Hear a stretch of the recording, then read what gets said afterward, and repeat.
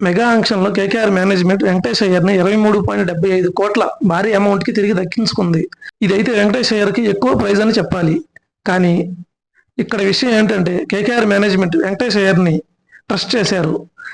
KKR franchise ఆంక్షన్కి ముందు Venkatesh అయ్యర్ని return చేసుకోలేదు. అప్పుడు బాగా ఎమోషనల్ అయిన వెంకటేష్ అయ్యర్ ఈ విధంగా స్పందించాడు. కేకేఆర్ నన్ను రిటర్న్ చేసుకోకపోవడం చాలా బాధ కలిగించింది. ఆ రాత్రి మొత్తం ఏడుస్తూనే ఉన్నా, నిద్ర కూడా పట్టలేదు అని చెప్పుకొచ్చాడు. కానీ కేకేఆర్ మేనేజ్మెంట్ తనని ఖచ్చితంగా తిరిగి ఆంక్షన్లో కొంటారు అనే నమ్మకం నాకు ఉందని చెప్పాడు వెంకటేష్ అయ్యర్. కట్ చేస్తే కేకేఆర్ మేనేజ్మెంట్ ఆంక్షన్లో 23.75 కోట్లు పెట్టి మరి వెంకటేష్ అయ్యర్ని కొనుగోలు చేసింది. ఇక్కడ అయ్యర్కి ఈ ప్రైజ్ ఎక్కువ లేక తక్కువ అనేది పక్కన పెడితే, తమ ప్లేయర్ కోసం కేకేఆర్ దగ్గర ఉన్నది తక్కువ పరిచయం అయినా ఎక్కడా కూడా తక్కకుండా దక్కించుకున్నారు. మరి ఆర్సీబీ మేనేజ్మెంట్ ఏం చేశారు? సిరాజ్, కేఎల్ రాహుల్, చాహల్ రీజనబుల్ ప్రైజ్కి వేరే ఫ్రాంచైజీకి వెళ్ళిపోతున్నా అలాగే చూస్తూ కూర్చున్నారు. కేకేఆర్ ఫ్రాంచైజీకి ఉన్న లాయల్టీలో ఆర్సీబీకి కొంచెం కూడా లేదు. ఈ విషయంలో మీ అభిప్రాయాన్ని తప్పకుండా కామెంట్ రూపంలో తెలియజేయండి.